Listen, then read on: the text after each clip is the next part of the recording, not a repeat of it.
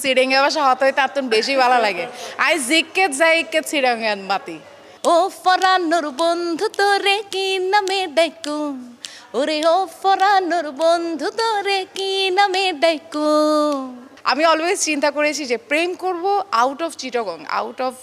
চিটাগং ছেলের সাথে আই যা হই আমি তো কিছু বুঝতো না আই গাইল দিলে কিছু বুঝতো না আই হত হইলে কিছু বুঝতো না এই যে এখন সাইতেককে আর ক্যামেরাম্যান সাইতেককে তুই সাইতেক কি হয়ে কিছু ন বুঝে রে তো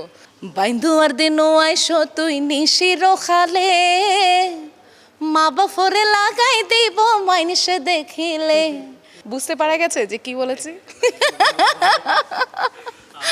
গানের মধ্যেই নিজের সময়টা পার করা কতটুকু উপভোগ আপনি করেন? ডেফিনেটলি এটি অনেক চমৎকার উপভোগ করি কারণ এটি তো একটি দুটি বিষয় না যে গানটি ধারণ করা এবং গানটি মানুষের মধ্যে আনন্দ দেয়া এটার মানে এটার ভাষাটাই অন্যরকম এবং এই সেক্টরে বিশেষ করে যদি আমরা ড্রাম প্রসঙ্গে আসি, সে ড্রামের সঙ্গে আপনার একটা বোঝাপড়ার ব্যাপারটাও আছে। সো কবে শুরু হলো এবং আপনি কতটুকু উপভোগ করেন এই ব্যাপারটা? অ্যাকচুয়ালি আমার বিষয়টা হচ্ছে কি আমি প্রথমত একজন মিউজিশিয়ান আমি বাদক হিসেবে ইন্ডাস্ট্রিতে আসি আমি ড্রামস বাজিয়ে আমি গান গাইতাম আমার নিজের একটা টিম আছে ব্লু বার্ডস একটা টিম আছে চিটাগংয়ে এবং এখানে সব ফিমেল কিবোর্ড বাজাচ্ছে ফিমেল লিড গিটার বাজাচ্ছে ফিমেল বেস গিটার বাজাচ্ছে ফিমেল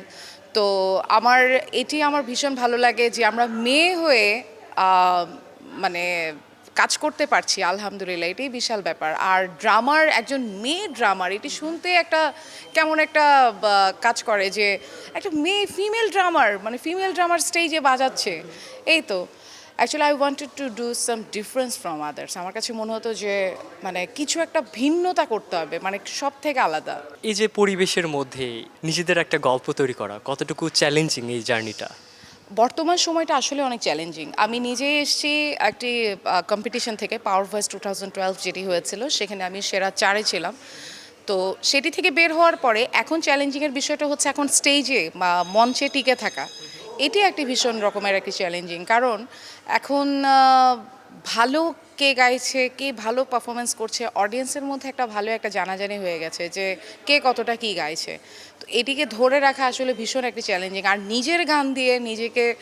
ধরে রাখা এটা ভীষণ টাইপের একটি চ্যালেঞ্জিং সুখ ও আনন্দের ধারায় ছোট সংসার হোক পরিবার পরিকল্পনায় জনস্বার্থে সেন্সেশন। এবং আমরা সবসময় আমাদের দেশের কয়েকটি জেলাকে একটু ভিন্নভাবেই থিঙ্ক করি তার মধ্যে একটা চিটাগং কিন্তু বলতেই হয়। সো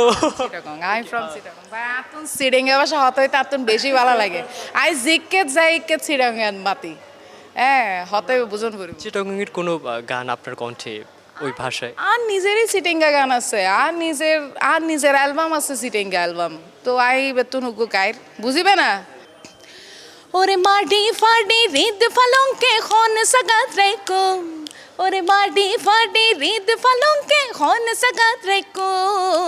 ও ফরানোর বন্ধু তোরে কি নামে ডাইকো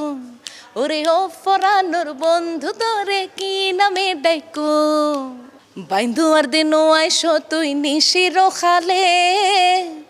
মা বাফরে লাগাই দিব মাইনসে দেখিলে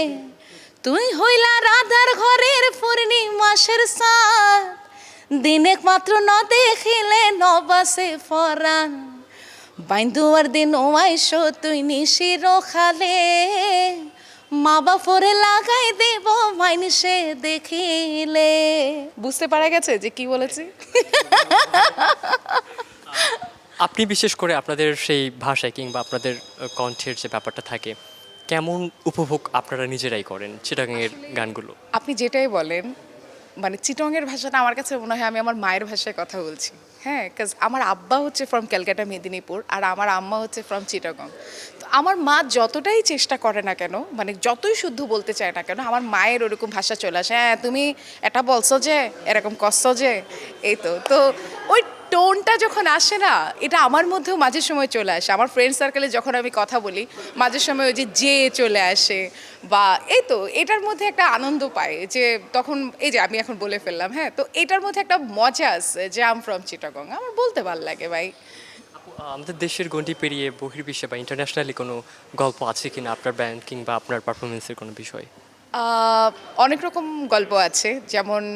বাংলাদেশ থেকে বেরিয়ে যখন বাংলাদেশের বাইরে যখন যাই, যখন আমার দেশীয় কোনো দেখি, তখন যখন ওই ভাষায় কথা বলা শুরু করে দিই, তখন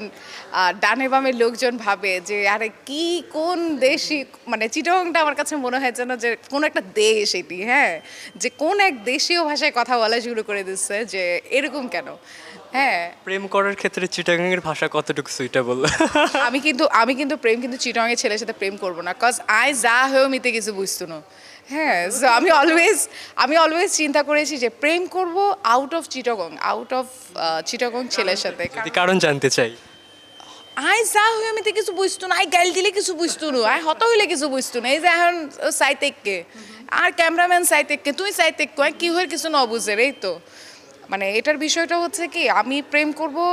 মানে আউট অফ চিটং ছেলের সাথে একমাত্র কথাটা না বোঝার জন্য, যে আমি যখন মেজাজ খারাপ হবে তখন বকাবকি করব চিটংয়ের ভাষায়, কোনো কিছু বুঝবে না। সে বলবে হ্যাঁ